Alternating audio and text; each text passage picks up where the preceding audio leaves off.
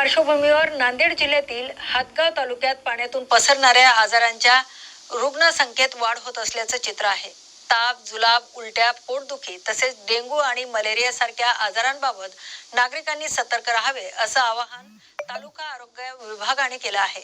जुलै महिन्यात पावसाला सुरुवात झाल्यानंतर अनेक गावातील पिण्याच्या पाण्याचे स्रोत दूषित होण्याची शक्यता वाढली आहे. त्यामुळे ताप, जुलाब, उलट्या, पोटदुखी तसेच पाण्यातून पसरणाऱ्या विविध आजारांचे रुग्ण ग्रामीण रुग्णालयात उपचारासाठी दाखल होत असल्याची माहिती आरोग्य विभागाने दिली आहे. तालुका आरोग्य अधिकारी संजय मुरमुरे यांनी नागरिकांना डेंग्यू, मलेरिया, चिकनगुनिया आणि अतिसार, टायफॉइड आणि कावीळ यासारख्या आजारांपासून बचाव करण्यासाठी स्वच्छ आणि उकळलेलं पाणी पिणं, परिसरात पाणी साचू न देणं, पाण्याची भांडी झाकून ठेवणं आणि ताप अथवा इतर लक्षणं आढळल्यास तातडीने शासकीय रुग्णालयात जाऊन तपासणी करून घेण्याचं आवाहन केलंय. तसेच अफवांवर विश्वास न ठेवता वैयक्तिक स्वच्छतेची काळजी घ्यावी आणि कोणतीही लक्षणं आढळल्यास तात्काळ वैद्यकीय सल्ला घ्यावा असंही आरोग्य विभागाने नागरिकांना आवाहन केलंय.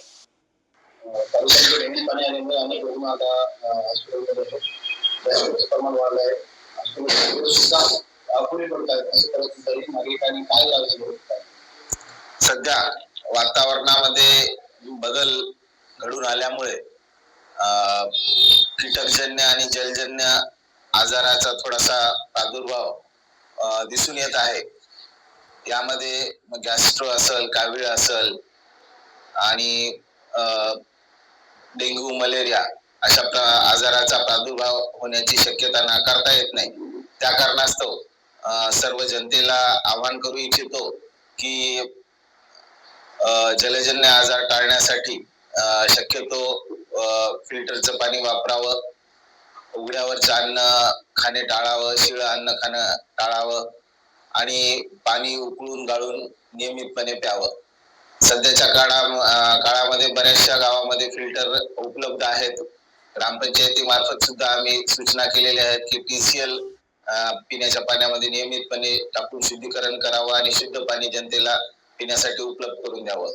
आणि डेंग्यू, मलेरियाचा विचार करता नाल्या वाहत्या करण्याच्या सूचना सुद्धा आपण ग्रामपंचायतीला दिलेल्या आहेत.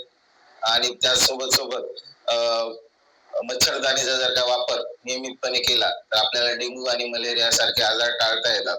सध्याच्या घडीला मलेरिया मागच्या 2-3 वर्षापासून एकही केस नाही. किरकोळ प्रमाणात डेंग्यूचे रुग्ण आपल्याला मागे आढळून आले होते.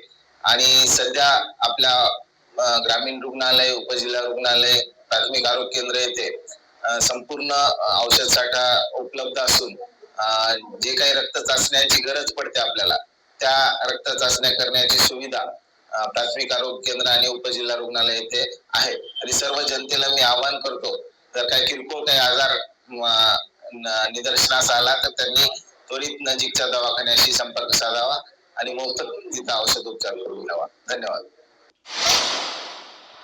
पुणे तालुक्यातील इंदापूर तालुक्यातील